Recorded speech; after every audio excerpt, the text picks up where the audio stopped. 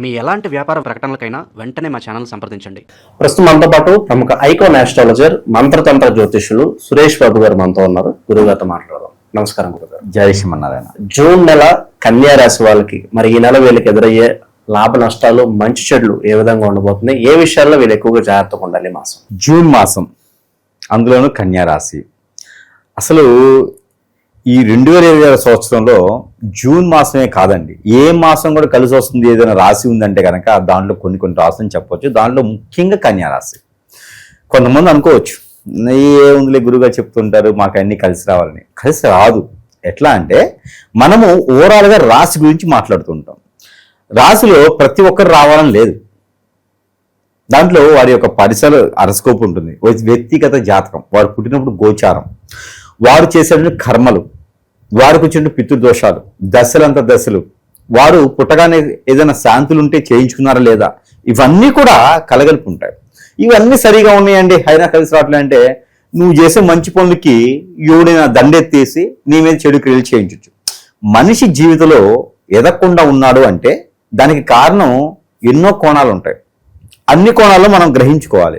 ఇక నాకు జలుబు చేసింది కదా అంటే ఎందుకు జలుబు చేసింది అనుకునే కానీ టాబ్లెట్ వేసుకుంటే చూసారా, ఆ రకంగా ఉంటారు మన ప్రేక్షకులు. కాబట్టి ఎవరైనా జాతకంలో కలిసి రాలేదంటే గురువు చెప్పడం ద్వారానో చెప్పకపోవడం ద్వారానో కాదు, ఆ వారి యొక్క వ్యక్తిగత జాతకం లేదా వారి యొక్క ముఖం కనిపిస్తే వారి మీద ఏదైనా చెడు క్రియ జరిగిందా, ఇలా ఎన్నో రకాలు ఉంటాయి, లేదా ఏదైనా అఫైర్స్ ఉన్నాయా, అట్లాంటివి మనం గ్రహించుకోవాలి. ఇకపోతే జూన్ మాసం, ఈ జూన్ మాసంలో ముఖ్యంగా కన్యా రాశి. ఈ కన్యా రాశి వారికి మిశ్రమంగా ఫలితాలు ఖచ్చితంగా లభ్యపడతా ఉంటాయి. ఎందుకంటే కన్యా రాశికి బాగుండేటువంటి మాసాల్లో ఒకటి జూన్ మాసం కూడా ఉంటుంది.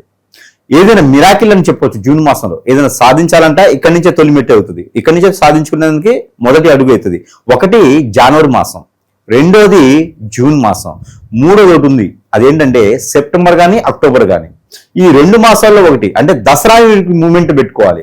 దసరా నుంచి 3వ స్టెప్ వీళ్ళకి మొదలైనట్టే. ప్రతి సంవత్సరంలో కూడా 3 రకాలు ఉంటాయి అన్నమాట. ఇందులో దాంట్లో 2వ అధ్యయనం వీరికి ఈ కన్యా రాశి వారికి జూన్ మాసం. ఈ జూన్ మాసంలో వీరికి కొంతమేర అద్భుతంగా ఉంటుందని చెప్పొచ్చు. వ్యాపారం కొత్తగా మొదలు పెట్టాలనుకున్న వారికి పట్టిందల బంగారమే, కొంగు బంగారం అయిపోవచ్చువే.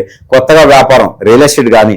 ఇక మనం ఏంటంటే వారి జాతకము, వారి పరిశీలన, వారి దశలు, వారి యొక్క దరిద్రము, వారి యొక్క ఆలోచన, వారి యొక్క ఎదుగుదల, ఇవన్నీ కూడా అఫైర్స్ లో ఉంటుంది. బాగా గ్రహించండి. ఒక పెళ్లి చేయాలి అంటే భార్యాభర్తలు ఇరువురు కూడా అమ్మాయి జాతకం అబ్బాయి జాతకం తీసుకొచ్చి వారి యొక్క కంపాటబిలిటీ అంటారు 36 అవుట్ ఆఫ్ 18 రావాలి మినిమం. ఆ పాయింట్స్ వచ్చిన తర్వాత వారి జీవితంలో యోని బాగుందా, యోగ్యత బాగుందా, దశలు బాగున్నాయా, లగ్నం బాగుందా, నక్షత్రం బాగుందా, జీవితంలో ఏ స్థాయికి వస్తారు, ఎదుగుతారా లేదా, వీరు విదేశాలకు సెటిల్ అవుతారా అనేది ఎన్నో రకాలు చూసి ఎన్నో వేల మందో 100ల మందో వారి యొక్క పరిస్థితి ప్రకారంగా వారు వచ్చి మనకి దీవెనిస్తారు. అంతమంది దీవెనలో కానీ భార్యాభర్తల బంధం ఏర్పడుతుంది. స్వర్గంలో నిర్ణయిస్తారు. భార్యాభర్తల పెళ్లిళ్ళు భూలోకాలు కాదు, స్వర్గంలో నిర్ణయిస్తారు. 7 తరాల పాటు ఉంటాయి అంటారు. మన జీవితంలో జరిగేది అదే కదా, ఉంటాయి అంటారు. అలాంటి బంధానికి విరుగుడుగా ఎవరో భార్య మీద కన్నేయటం, ఎవరో భర్త మీద కన్నేయటం, ఎవరో ఆడపిల్ల మీద ఇబ్బంది పెట్టడం, ఎవరో మోపిల్లని ఇబ్బంది పెట్టడము, లాగటము, మనం వైపు లాక్కోవడం లాంటివి అనాగరికం. అలాంటివి చేయకూడదు. అలాంటి చేయడం ద్వారా దారిద్రం ఉందనుకో వాళ్ళకి, ఆ దారిద్రం మనకు అంటుకుంటుంది. మన జాతకం బాగుంది కానీ ఇప్పుడు మురికాల పక్కన కూర్చొని పంచామృతం పెట్టి తింటారా అండి? తినలేరు. కాబట్టి దానికి ఒక పద్ధతి, దానికి ఒక సమయము, దానికి ఒక నియమము, దానికి ఒక నిష్ఠ, ఒక గౌరవము, ఒక ఎన్నో రకాలైనటువంటి సానుకూలం ఉండేది. అలాంటిది మన జాతకంలో లేదు అనుకోండి, మన జాతకంలో బాగుపడేది 10 మందికి మంచి చేస్తుంది కానీ నీకు వెళ్ళట్లేదు అంటే అప్పుడు అర్థం ఏంటి? ఏదో తప్పు చేస్తున్నాం, మనకు తెలియకుండా తెలుసు, మనల్ని ఎవడో ఏదో ఇబ్బంది పెడుతున్నారు. ఇవన్నీ కూడా జాతకంలో ఉండవు. ఇవన్నీ గ్రహించకుండా గురువు గారికి ఏంటి ఏదని చెప్తారు, నాకైతే జరగట్లేదు అంటారు. నీకు జరగట్లేదు అంటే కారణం ఏంటి అంటే నువ్వేదో చేస్తున్నావు కాబట్టి నీకు జరగట్లా. మరో విషయం, జీవితంలో కన్యా రాశి వారు మందు మాంసం పట్టుకోకూడదు. కన్యా రాశి వారు డ్రింక్ తాగకూడదు. డ్రింక్ అంటే కూల్ డ్రింకే కదండి, థమ్సప్ అని తాగుతారు, అట్లా కాదు. డ్రింక్ అంటే మందుకి బానిస అవ్వకూడదు. అలా మందుకి బానిస అయినా, డ్రగ్స్కి బానిస అయినా వారి జీవితంలో ఎదగడానికి కానీ, ఎదగడానికి చేసే వనరులు కూడా దేనికి పనికిరావు. బొగ్గులో పోసిన పన్నీర్ లాగానే ఉంటుంది. ఇక కాబట్టి ఇలాంటి ఏదైనా ఉన్నాయి అనుకోండి, జీవితంలో ఎదగలేరు. చెప్పిన గురువు గారు అంటే తప్పు లేదు, అంతే కదా, వాళ్ళని అంటారు మాటే కదా. కాబట్టి ఇది ఒకటి. రెండో విషయము, వీరు విదేశీయానం. ముఖ్యంగా ఎన్నో సంవత్సరాలుగా ఎదురు చూసేటువంటి దగ్గర కంట్రీకి వెళ్ళాలి అనేటువంటి సానుకూల పడేటువంటి దానికి విదేశయానం అయితే కనుక కన్యా రాశి వారికి ఎందుకో గట్టి కలిసి వస్తుంది అనిపిస్తుంది ఈసారి. ఎందుకంటే గ్రహాలన్నీ కూడా సానుకూలంగా ఉన్నాయి. గురువు మారున్నాడు, గురువు 11వ స్థానంలో వచ్చాడు. 11వ స్థానంలో గురువు శుక్రుడు ఉన్నారంటే వీరికి పట్టిందల్లా బంగారమే. ఎప్పటి నుంచి ఎదురు చూస్తున్నవారు. కొంచెం కష్టం ఉంటది, కష్టాన్ని తగ్గ ప్రతిఫలం కూడా ఖచ్చితంగా లభ్యపడుతూ ఉంది. అలాగే జూన్ నెల అడ్మిషన్స్ టైం స్కూల్స్ కి, సో వాళ్ళకి ఏమైనా చెప్తారు గురుగారు ఏదన్నా? ఉంటుందండి. పిల్లలకైతే అడ్మిషన్స్ బాగానే దొరుకుతాయి, యూనివర్సిటీలో సీట్లు దొరుకుతాయి, విదేశాల్లో సీట్లు దొరుకుతాయి. అన్నింటిలో ఉన్న కన్యారాశి వారు ఉన్నారంటే వారికి అద్భుతంగా ఉంటుంది. ప్రతి ఒక్క కన్ను వారి మీదే ఉంటది. దీనికన్నా ఇంకా ఏముండే కావాలి? ప్రతి కన్ను కన్యారాశి వారి మీదే ఉంటది. కాబట్టి నరదిష్టి, నరఘోష చాలా ఎక్కువగా అనిపిస్తాయి. ప్రతి వారంలో ఒకసారి అయినా సరే కొంచెం ఖర్చే కానీ పెట్టుకోవాలి. ఇంట్లో వారందరూ కూడా తలా ఇంతని వేసుకుని సరే వీళ్ళకి కన్యారాశి వాళ్ళకి ఖచ్చితంగా దిష్టి తీయాలండి. లేకపోతే చాలా కష్టం. ఆ దిష్టి ఏంటంటే కొంచెం ఖర్చుతో కూడింది, కొంచెం తప్పదు. మరి ఇక గుమ్మడికాయ ఒకటి తెచ్చుకోవాలి, మంచి గుమ్మడికాయ తెచ్చుకొని అద్దం ముందు నిలబడి తనకి తానే కర్పూరం బిళ్ళ పెట్టుకొని దిష్టి తీసుకొని అది పగలగొట్టకుండా ఎక్కడైనా తీసుకొని పాలెడు నీటిలో కానీ పొదలని చెట్లు కానీ వెళ్ళి, ఇది కన్యారాశి వారికి ప్రత్యేకమైనటువంటి పరిహారం. ఇది కన్యారాశి వారు ప్రత్యేకంగా పరిహారం అందరూ చేసుకోవాలి. స్త్రీ పురుషులు పిల్లలు అందరూ కూడా చేసుకోవచ్చు. పిల్లలకైతే పెద్దవాళ్ళు తీయొచ్చు. ఇది చేసుకోవాలి. దీని ద్వారా నరదిష్టి నరగోషపోతుంది. ఎందుకంటే జూన్ మాసంలో కన్యారాశిలో పడి ఏచేయడం కళ్ళు చాలా ఉన్నాయి. ఇది చాలా జాగ్రత్తగా ఉండాలి, చాలా సెన్సిటివ్ గా ఉండాలి. అలానే పెట్టి వ్యాపారాల్లో ఏదైనా చేయాలనుకుంటే కనుక మనం ముందుగా అనుకున్నట్టు వ్యాపారాలు చేసుకోవచ్చు. అలానే మ్యూచువల్స్ దాంట్లో, షేర్స్ దాంట్లో కూడా వీళ్ళు ఇన్వెస్ట్మెంట్ చేసుకోవచ్చు. ఇక రాజకీయ రంగం, సినీ రంగంలో ఉన్న వాళ్ళకైతే కానీ అవకాశాలు మెండుగానే ఉంటాయి. పదవులు కూడా వీరికి సూచిస్తున్నాయి కాబట్టి ఈ రకంగా ముందుకెళ్ళొచ్చు. ఇక ఆరోగ్య సమస్యలు వీరికైతే బ్యాక్ పెయిన్, షోల్డర్ పెయిన్ లాంటి, మజిల్స్ పెయిన్ లాంటి కనిపిస్తాయి. జిమ్ లాంటి వాటికి వెళ్ళకూడదు. హార్ట్ అయితే కొంచెం ఏదో సమస్య కనిపిస్తుంది కాబట్టి ఖచ్చితంగా వైద్యుని దగ్గరికి వెళ్ళి పరిశీలించుకుంటేనే మీకు సానుకూల పెడుతుంది. భయపడుతూ ఇంట్లో కూర్చొని ఏం చేపిస్తామని అంటే అవదు. వెళ్ళి చేయించుకుంటేనే అవుతుంది. ఏదైనా సరే మనం చిన్నగా ఉన్నప్పుడు చేయించుకుంటే పెద్దదవకుండా దాన్ని సానుకూల పడే వాతావరణం లభ్యపడుతుంది కాబట్టి అలాంటివి అయితే ప్రయత్నం చేయించుకోవచ్చు. ఇక అలానే కన్స్ట్రక్షన్ రంగాల్లో కానీ, మోటివేషన్స్ లో కానీ, మాస్టర్స్ లో కానీ, టీచర్స్ లో కానీ, స్కూళ్లు కానీ, దైవాలయాల నిర్మాణాలు కానీ, ధర్మకర్తలు కానీ, లేదా అనాథాశ్రమాలు, ట్రస్టులు, వృద్ధాశ్రమాలు, ఎన్నో వాటిల్లో ఏదైనా గురువుకు సంబంధించిన ఆశ్రమాల్లో ఇంకా లేదు అనుకుంటే కనుక పంట ఊరు పండించే రైతులుగా కావచ్చు. జూన్ మాసంలో మొదలు పెట్టడానికి ఎన్నో రకాల వనరులు.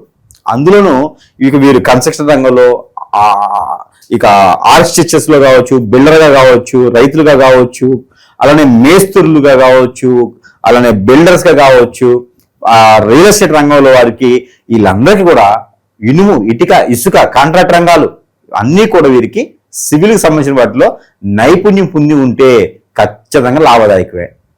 కానీ ఇక్కడ ఒక మతలబు ఉంటుంది. అదేంటంటే ఎవరి మాట విన్నా, ఎవరి సలహా తీసుకున్నా, ఎవరికి డబ్బులు ఇచ్చినా కూడా వీరు నాశనానికి సిద్ధంగా ఉన్నారని అర్థం.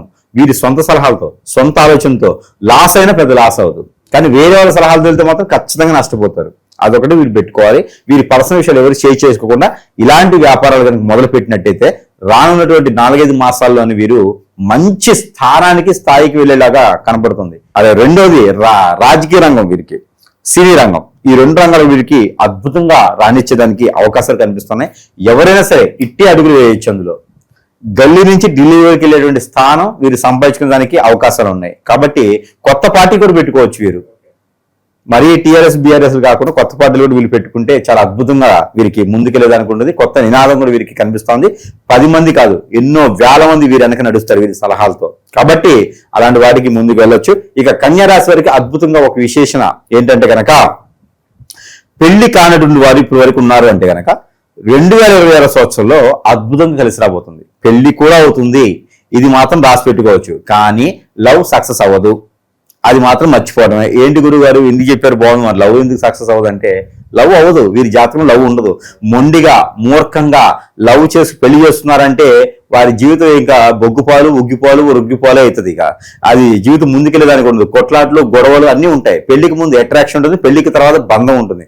కన్యా రాశి వాళ్ళకి బంధం ఉంటుంది, కన్యా రాశి వాళ్ళకి బాధ్యత ఉంటుంది. కానీ ఆపోజిట్ పర్సన్కి ఉండాలిగా. పోనీ వాళ్ళు ఏమన్నా మిథున రాశి వారా, మీన రాశి వారా, కుంభరాశి వారా, సింహరాశి వారా అయితే ఓకే, అడ్జస్ట్ అయిపోయి వెళ్ళిపోతుంటారు. వృశ్చిక రాశి వారా, లేకపోతే ఇక్కడ మనకి ధనుసు రాశి వారా అంటే కొట్టుకున్న తిట్టుకున్న సంసారం పోతుంది. ఈ 2 కాకుండా వేరే రాశి ఉన్నాయి అనుకోండి, అట్రాక్షన్ మాత్రమే ఉంటుంది, లవ్ ఉండదు. లవ్ ఉన్న పెళ్లి దాకా వెళ్ళదు, పెళ్లి అయినా నిలబడదు. కాబట్టి లవ్ మ్యారేజ్ వీళ్ళకి సక్సెస్ అవ్వదు. లవ్ అయిన తర్వాత ఒకటి పెళ్లి అవుతుంది. పెళ్లి అయిన తర్వాత భార్య భర్త దూరం అవుతారు. కన్యా రాశి వారు కాబట్టి అర్థం చేసుకుంటారు, దూరం చేరు వాళ్ళు.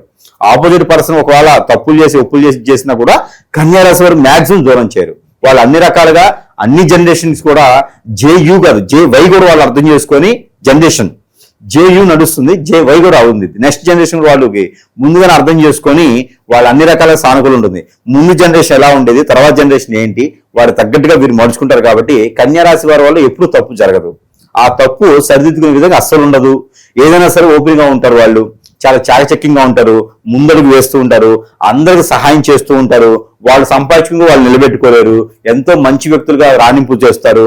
ఎంతో మందికి లోక కళ్యాణార్థం కోసం చేసేటువంటి వ్యక్తుల్లో చాలా మందిలో ఒకళ్ళగా కనిపిస్తుంటారు కన్యా రాశి వారు. ఎన్నో కోట్ల మందిలో ఒకళ్ళే ఉంటారు కన్యా రాశి వారు. ఎందుకంటే మంచి చేసే వాళ్ళు తక్కువ మంది ఉంటారు కదా, దాంట్లో కన్యా రాశి వాళ్ళే కనిపిస్తుంటారు. అలాంటి కన్యా రాశి వారికి జూన్ మాసంలో భార్యాభర్తల మధ్యన వెడబాటు, విడిపోవటం ఇలాంటివి ఏమైనా వస్తే కూడా వీరు కూడా అక్కడ వారి దగ్గరికి వెళ్ళి మాట్లాడితే కనుక సానుకూల పడేటువంటి వాతావరణం లభ్యపడుతూ ఉంది. ఆ తర్వాత భార్య భర్తలో దగ్గరికి వచ్చేసి అన్యోన్యమైనటువంటి జీవితం ఉంటుంది. వీరు విడిపోయేదానికి కానీ సుఖపడిపోవడం ఉండడానికి కానీ జీవితంలో ముందుకు రాకపోవడానికి కానీ ఒక కారణం ఉంటుంది. ఎఫ్ఐఆర్, అక్రమ సంబంధాలు. అందరూ అనుకుంటారు ప్రభుత్వాలు జీవో ఇచ్చినండి, గురువు గారు జీవో ఇవ్వట్లేదని.